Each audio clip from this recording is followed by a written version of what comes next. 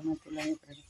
Ready hari ini empal gepuk daging sapi digoreng mantap ini guys. Setelah sambal geprek, sambal bawang, sama lalapannya timun. Iki mang nek wong dandakne daging kon masak empal goreng nggih.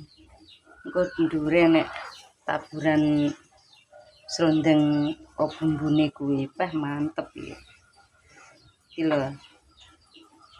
Sing wegah mulai daging bisa diantarkan ke tempatku ya.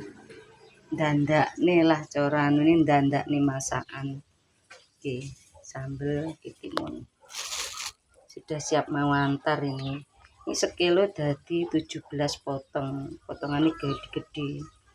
Mantep ya.